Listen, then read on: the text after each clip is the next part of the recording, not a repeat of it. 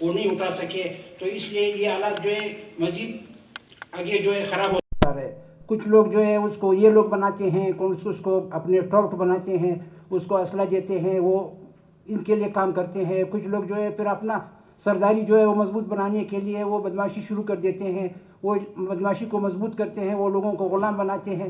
تو اس طرح پھر جو ایجنسیاں جو ہے وہ اپنے جو ہے کام کرتے ہیں، وہ اپنا جو کام ہے وہ اس طرح سے ہم نکالتے ہیں.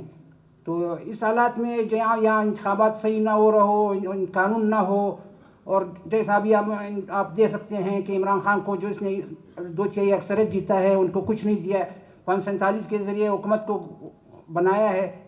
اور اس وجہ سے آج جو اس نے 24 نومبر کو جو اس نے کیا ہے، مظاہرے کیے ہیں، اس کو قتل کر دیا لوگوں کو، ابھی اس کو چھپا رہے ہیں.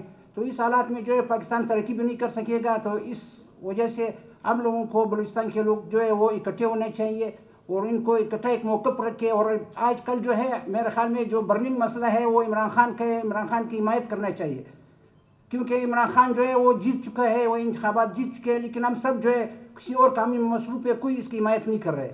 حالانکہ یہ جو ہے اگر قانون کی بالادستی ہوگی اور آئین کی بالادستی ہوگی تو آئندہ کے لیے کوئی کچھ بن سکتا ہے.